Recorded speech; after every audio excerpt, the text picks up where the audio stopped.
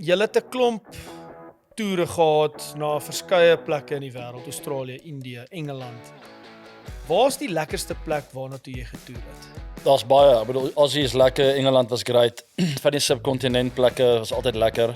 Nieu-Seeland was snaaks genoeg ook 'n lekker toer, en ek noem al die plekke, want dit is almal lekker, dit is 'n ongelooflike voorreg om die land te verlaat en die verteenwoordig Suid-Afrika, maar 'n plek waar dit meer soos 'n vakansie altyd gevoel het, is die Wes-Indiese eilande. O, natuurlik. Ja, Okay. Barbados, Trinidad, ek sal nooit my eerste toer vergeet daar nie, dit was, want die cricket is nog ernstig genoeg, maar dit is net te lekker om dit te ernstig te vat ook. ja. Ja, dit is net son en is daiquiris en dan Mooi is op see. 'n yacht en dis dan ja, jet skis en ek is saam nog altyd ek's nog jonk geweest. Ek's nog saam met my heroes hier op toer. Dis Belch julle en ek kom agter hierdie ou like ook 'n bier en Callis vir die eerste keer praat met my na hy vir 2 maande nie 'n woord gesê het nie.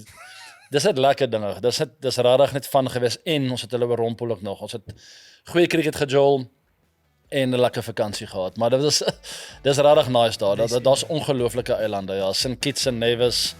Jy hier jou eie skootertjies daar en dan sit 'n halfuur aan ry om die hele eiland en daar's oral sulke kroegies wat so geplak is om die eiland en beautiful plek en daar's golfbane.